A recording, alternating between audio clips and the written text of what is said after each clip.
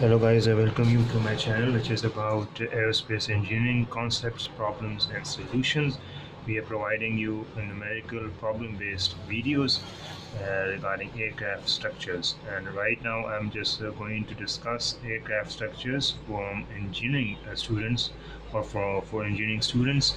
Let's see what we have, because in the couple of the last videos we have discussed about basic elasticity, and we have discussed quite a bit of the concept, not just the stress, but also we have discussed principal stress, we discussed strain, we discussed more cycle of stress, we have discussed the planes at which planes of stress as well, we have discussed uh, rho xy, we have discussed the directions, and we are now be going to discuss the two dimension of the stress. So let's see what we can actually discuss from this numerical. I have chosen this numerical from AF Morgan book, Aircraft Structures, and you can also have the same content from through online resources as well.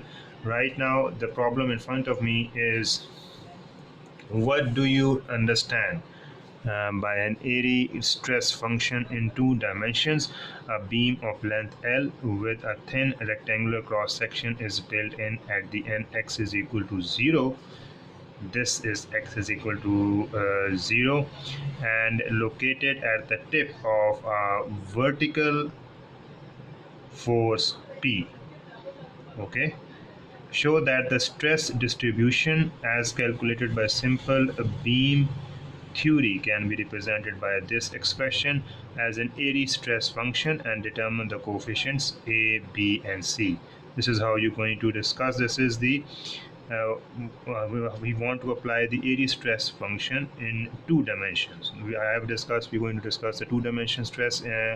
So let's see what we have. A beam of length L in the rectangular cross section built in at the end, and at this point P there is a vertical force. So we have to show that stress distribution as calculated by simple beam theory can be represented by expression this one as an airy stress function, and determine the coefficients a, b and c. Okay, so how we going to uh, first of all understand an airy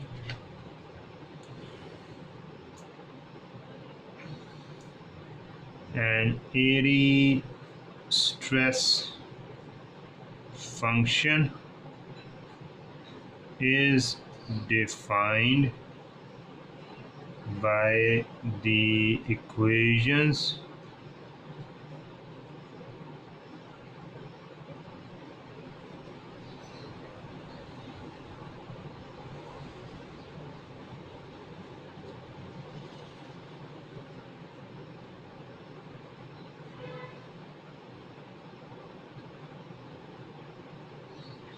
this one,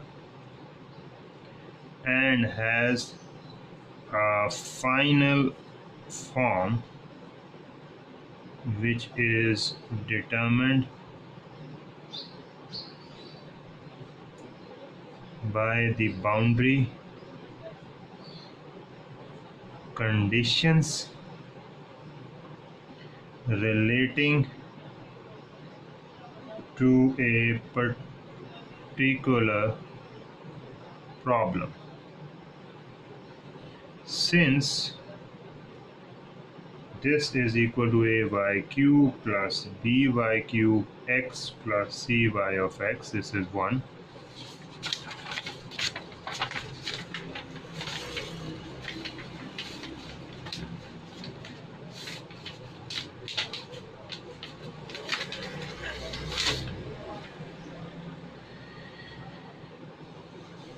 And we have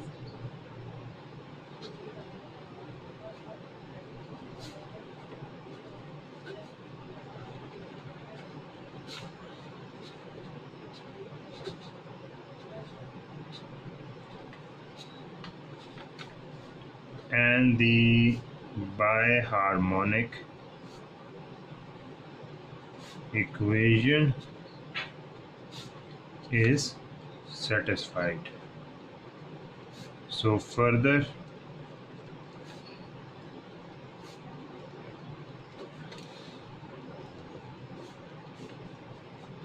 ay plus dy of x, and this is also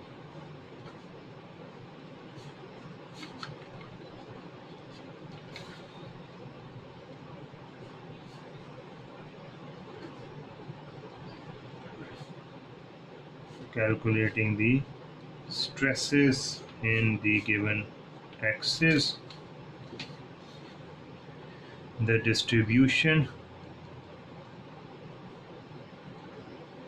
of stress or shear stress in a rectangular section beam is parabolic and is zero at the upper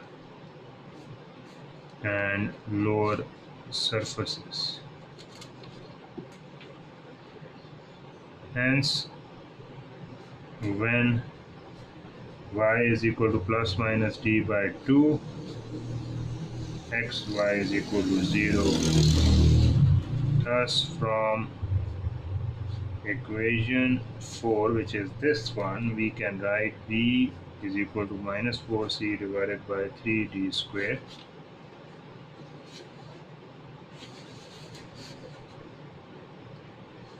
The resultant,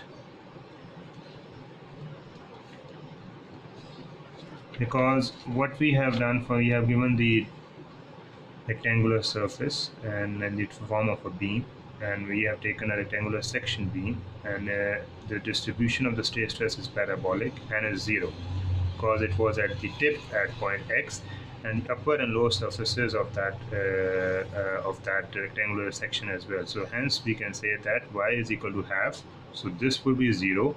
From equation 4 we can say that b is equal to minus 4c divided by 3d of square, that is 5.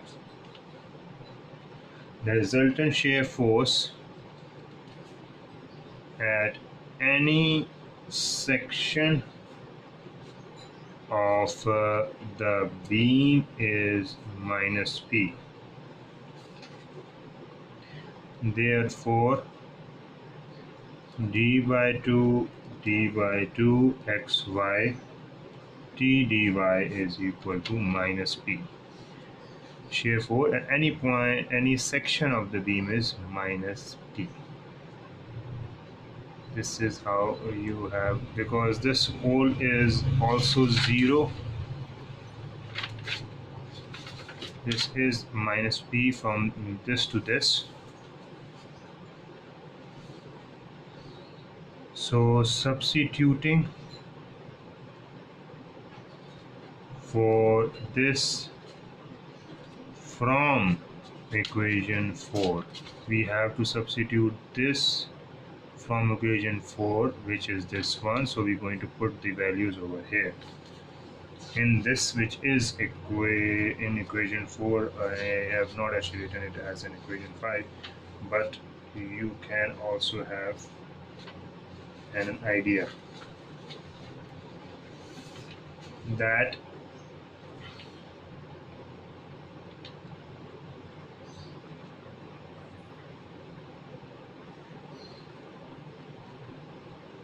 dy is equal to minus p. So which gives, I have put this t dy minus p, and I'm going to solve it for integration, so which gives 2d bd cube by 8 plus cd over 2 is equal to p. Substituting for b from equation 5, so what we're going to do, we substitute b from equation 5, which is this one, and put this in this one. So that would give us the d. Okay, because we have put in this one, So we going to have, and we put b, we can easily take c. So c would be 3p into 2 dt. You have to actually solve it just by rearranging. That would be equation 6. It now follows from equation 5 and equation 6 that we have c and we have b as well. Okay, that b is equal to, now we put value of c at b, so we get b in terms of p and d, or p, d and d. That would be 2p t d cube. That would be equation 7. At the end of, or at the free end of beam, where x is equal to L, the bending moment is 0, and thus we can say lambda x is equal to 0 for any value of y from equation 2. The equation 2 is what? This one.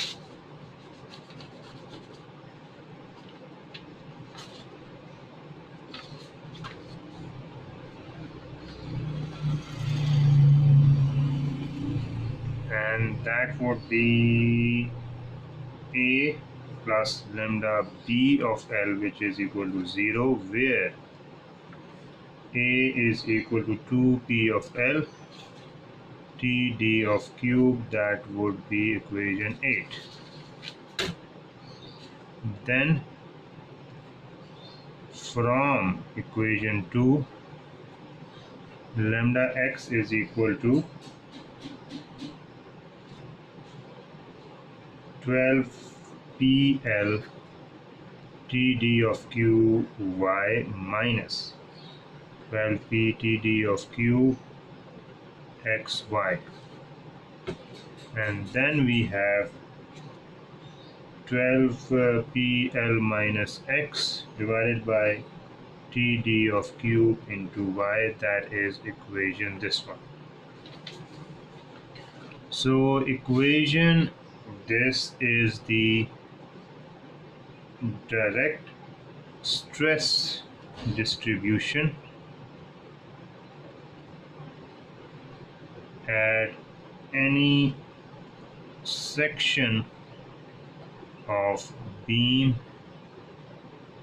given by simple bending theory. By simple bending theory. So equation 2 can be written in this form, putting values of, where is equation 2? This is equation 2. We have lambda ay plus lambda by of x. So bending moment would be y is equal to 0, a into dl of y, that is equal to 0, where a is equal to this, and equation 2 would be this one.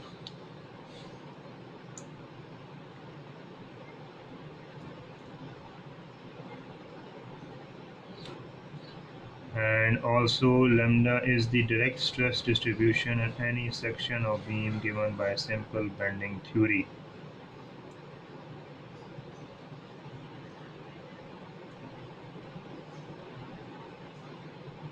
And that is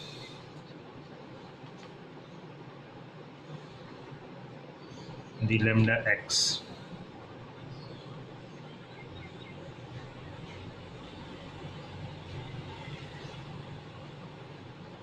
So that would be lambda x is equal to my by L. That is how you're going to, and we have to find what Let's see if I'm able to actually do it at this, where m is equal to p l minus x and l is equal to t d of q by 12. So the shear stress distribution given by equation 4 is ptdq y square 2dt, or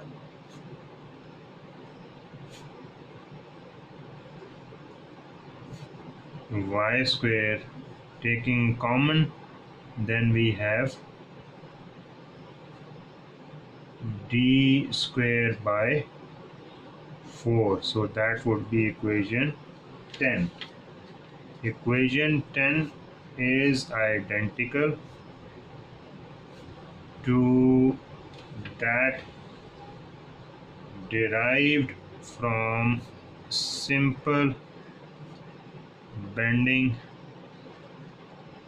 theory and may be found in standard texts on stress analysis.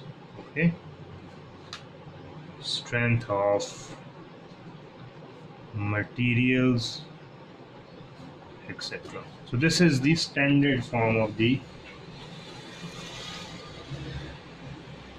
actually equation of stress. When you talk about stress, this is the standard form.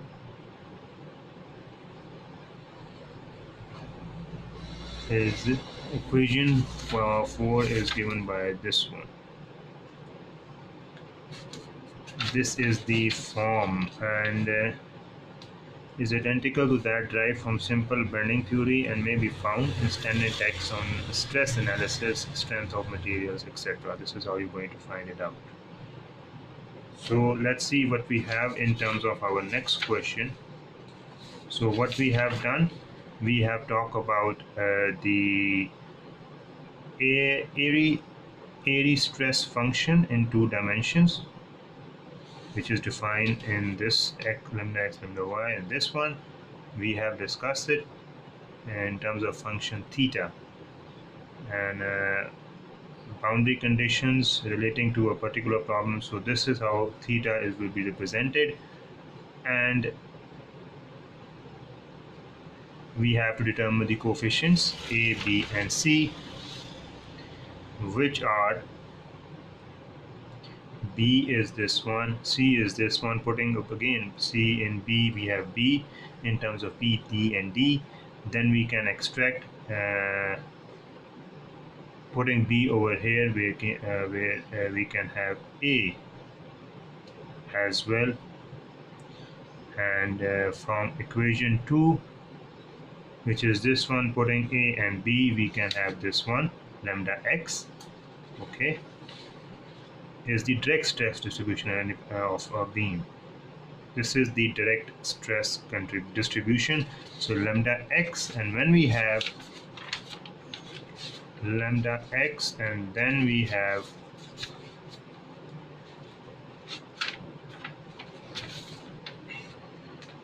m and also we have l, the shear stress distribution given by equation 4 is this one. Okay, we can also find x y, because lambda y would be 0, but lambda x and rho x y can be calculated. So this is identical to that derived from the simple bending theory, and when we found, and obviously it is the standard text derivation. So what we can have as far as the next question is concerned, this is a metal plate has rectangular axis OX, OY marked on its surface, and the point O and the direction of OX are fixed in space, and the plate is subjected to the following uniform stresses. Compressive is 3P parallel to OX, Tensile is 2p parallel to OY. Shearing is 4p in planes parallel to OX and OY, in a sense tending to decrease the angle XOY. Determine the direction in which a certain point on the plate will be displaced.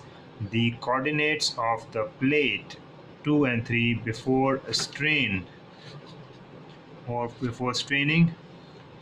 Poisson's ratio is 0.25. So we have to determine the point, a certain point on the plate or a plane, and when it will be displaced, what would be the direction in terms of theta. We can have two thetas, obviously we can in the coordinates, so we have to determine the direction of that point when it would be displaced, and that point is obviously on the plate, and the plate is metallic plate which is in rectangular shape, OX and OY, and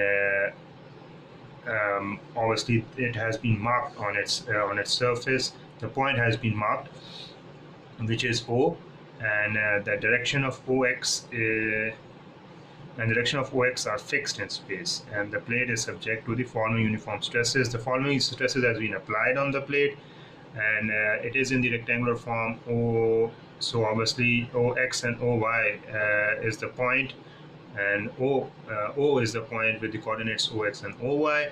So OX is fixed. Okay, so we have to see what would be the scenario when we're going to find out a certain point what that would be displaced and what would be the direction. So let's see how we're going to solve it out with the help of our concepts already being discussed in terms of the two-dimensional stresses, and also when we talk about the lambda x, lambda y, and rho xy. This is the form derived from when we talk about stresses. There needs to be expressed in terms of x and y. So let's see if we're able to actually solve it out. That will help us to explain further problems which are related to the same stress phenomena. So let's see what we have when we talk about the stress system. Obviously it is a full-fledged system. When we talk about x and y, lambda x and that, it is a system. So applied to the plate is shown in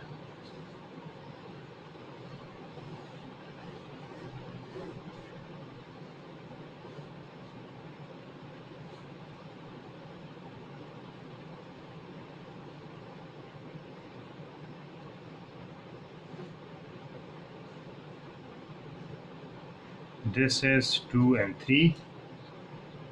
Okay, because compressive 4p in planes parallel to OX and OY. So this would be 4p, that would be 3p, that is point O. Now we're going to have 4p, and then we have 3p. This is 3p, 3p, 4p, and 4p. This is also 4p and 2p, and this is 2p, and this is 4p. From equation in which epsilon x is minus 3p over E minus V2p over E is equal to 3.5 p over E. That would be equation 1. And then we have epsilon y 2p of E plus V3p of E, that is 2.75 p by E, that is equation 2. Hence, from equation over dx, so that u is equal to p over ex plus f1 of y. That is equation 3, where f1 of y is a function of y also over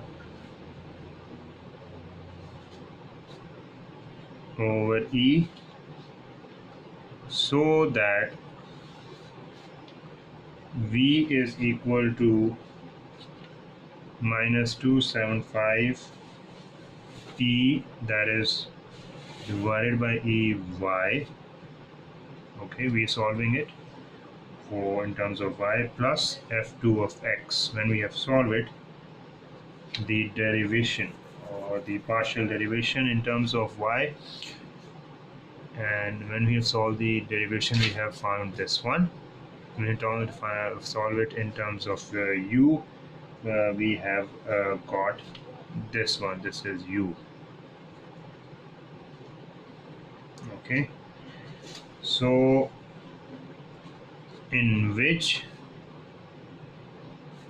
f2x is a function of x from the this one 4p or divided by g over x plus over y, that is f2 of x, this one, and we're going to solve it for y as well. And from equation 4 and 3, suppose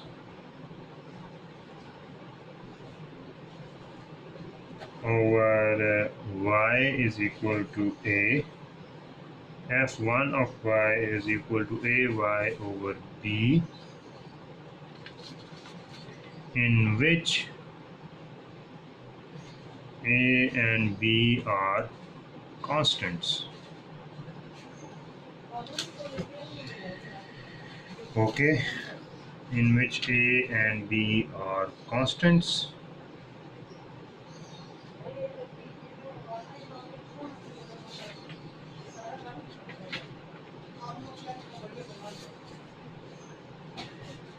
Similarly, suppose f2x over x is equal to c, then f2x is equal to cx plus d, that is equation 6, and in which c and d are constants. Substituting for f1y and f2x in equation 3 and 4 gives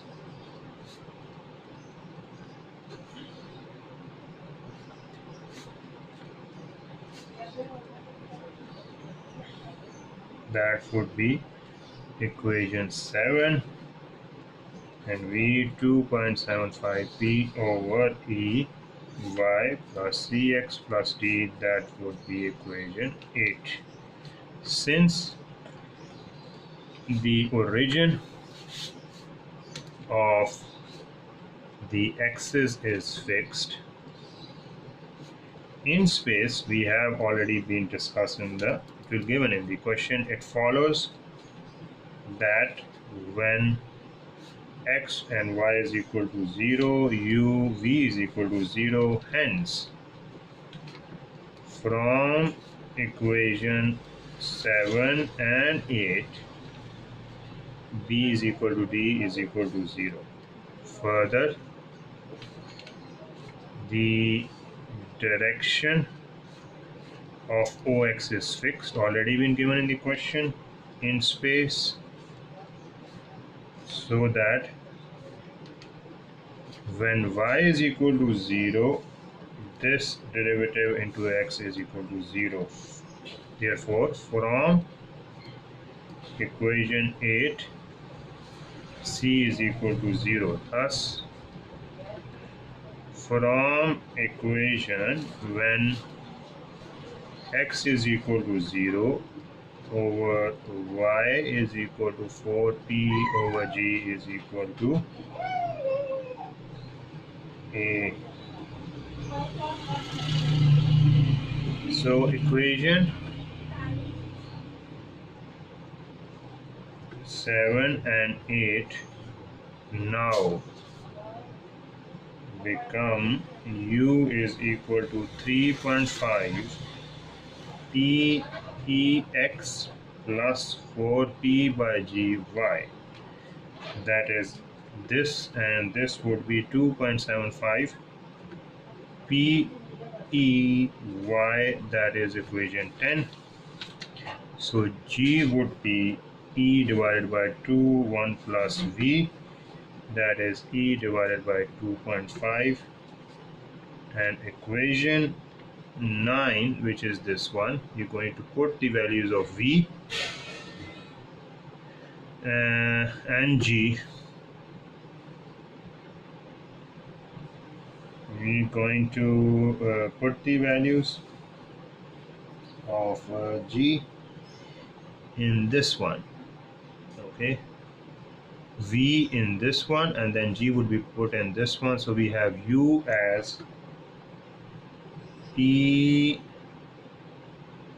by e, taking as in common 3 by 5x plus 10y. That would be equation 11. Okay, so this is 11, and if I have actually discussed it earlier for the first part of first question, and just taking the space available for my second question or explaining it further, at the point, obviously I have taken 2 and 3, u would be 23p, just putting the values of x and y from equation which is 11, and v is equal to 8.25p from equation 10. The point T therefore moves at an angle alpha to the x-axis given by this one, which is 8.25 divided by 23, that is 19.73 degrees. Okay, that would be the direction of this point 2 and 3 when we have talked about in terms of direct stresses, and we have discussed a rectangular plate as well, in which lambda y would be 0, lambda x, and we have already taken this. So this is the form. No, okay, this is how we stress system applied. Sorry, I was actually mismatched it with the last part, the last question, but in this question it has to be taken at the point 2 3. Okay, Poisson's ratio is Poisson's ratio is 0.25, and this is sharing 4p in planes parallel to OX and OY. 4p here, 4p OX and OY, OX and OY, that is this and this one, and 3p parallel to OX, 3p is this one and this one, and then we have 2p parallel to OY, obviously parallel to 2p over here and over here as well. So 3p is parallel to OX here and here in the opposite directions, and we just want to put the epsilons, which are the strains, or stress in the x and y, and just putting and taking out the derivative, we can discuss these equations separately. So this derivative will, when will be integrated or removed, the formation would be this one, and where f1y is a function of y. And when we talk about this equation, when we're going to solve it out for y, we have f2 of x, that would be the function of x, and we just combine these two, that is 4p of g, this one and this one, that would be represented as this, and that is taken from equation 4 and 3. These two are taken from 4 and 3. So suppose this is equal to a, f1y over this one is equal to a, and a1 by y plus b is equal to this one, in which a and b are constant. So similarly, this one is equal to we can suppose it with the help of another equation f2x. We have to solve it for this. Obviously, we have to suppose it as c. Yet again, solving the derivation, we have cx plus d. So we have now again two constant, yet again c and d. So we substitute f1y and f2x in equation 3 and 4, which gives u and v in this shape. Okay. So obviously the origin is fixed in space, so we can say x and y is equal to 0, u, v is equal to 0, and we can say b is equal to d is equal to 0. Further, the direction of x is fixed in space, so that when y is equal to 0, this one will be equal to 0, c is equal to 0. You can easily have this one.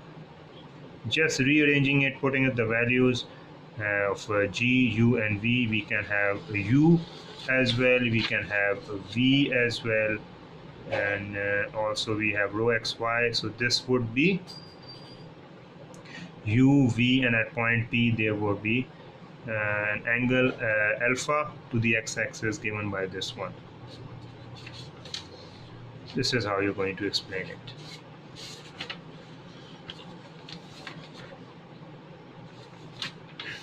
You can easily find the direction as well.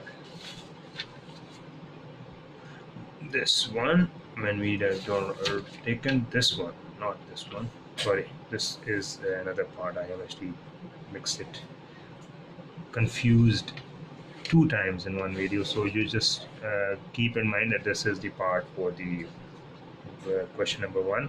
Because of the less space, I have actually use the remaining space. That is also a mistake, a very inappropriate way of attempting or actually solving out a question when we are doing it in terms of a video, and my apologies for that. But at the point this one, u and v are accepted, so at the point P therefore moves at an angle alpha to the x-axis given by at this one.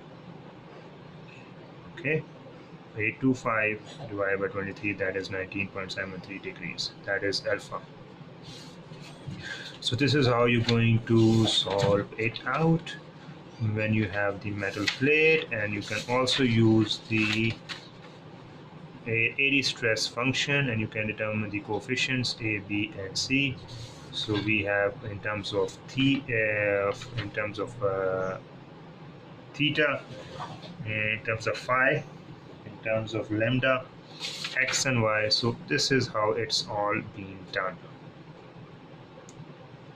Okay, so I hope this is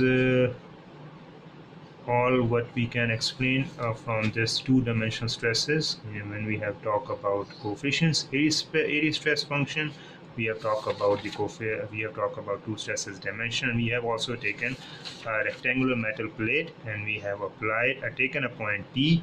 We have applied the stresses as given by the information in the question, and we have extracted the A, B, and CD constants, and from those constants we have found out u and v, and with the help of u and v and taking out the derivatives and solving out the derivatives for u and v, we are going to put the values of g, and we have going to put the values of u, and also we're going to find u and v in terms of P and E. and then we're going to just put on the values 2 and 3 and find out alpha and the direction of that point as 2 and 3 provided in the question. So I hope this is enough for you guys to get an idea what is the purpose of having any problems related to the two-dimensional stresses. So I'm going to end up my video and hope to see you in the form of comments, in the form of chat, or in the form of queries if you're going to put in. And if you find any confusion, any sort of the problems in the questions, do mention it as well. We're going to respond it accordingly. And if there is any professionals, as far as the teachers are concerned, any professors, scholars, researchers, any students at the graduate, postgraduate, or doc or postgrad doc level who may actually visit our channel or see or watch the videos, so please put your recommendations as well. And if you see that if you want to share your own your own authored material on the channel, you can just share it on the comment section. We're definitely going to make a separate video, and obviously we're going to have our channel or that publication to be viewed, or for the public to respond accordingly. So first of all, I will be waiting for your contribution, and then I'll apologize for any distraction if it's so in the video. I'm going to provide you some other problems and related numericals and theories related to the aerospace engineering concepts, problems, and solutions, normally dealing with IIT, which is the Indian Institutes of Technologies. If there is any other contributions from any other sources and from any other syllabus, we're definitely going to welcome, and we appreciate the contributions already being provided online through National Program of Technology to enhance learning. All the resources are already being provided, and we definitely thank this material and this right, which is actually normally being taught in IIT Kanpur. And so this is in the semester courses at the graduate level at IIT Kanpur. Obviously we are working from graduate and moving upwards. So if you see any materials from any level, do let us know, and also we'll be able to actually make it a video and solve it out, any related queries collectively when it is available at a public level. So I'm going to end up my video. Hope to see you with other interesting video concept or other numerical, and to actually ask for our other related engineering channels in which we normally post the videos on a regular basis. It's related to the aircraft engineering, manufacturing, and also related to the related domains. When we talk about the manufacturing, we talk about the marketing, selling, entrepreneurship, and also from the education level, from the marketing level, using YouTube as a platform, as a resource for our to build up our customer base, so eventually we can provide more awesome and more sound services to all those who are willing to have educational or plus social media marketing services, or any other added videos or other added services. But obviously the rates are very negotiable if you're going to have, and if you will please from our services when you're going to have a contribution collectively and responded collectively as well. So with this remark, I'm going to end up my video. Hope to see you with another interesting one. Till then, take care and have a nice day.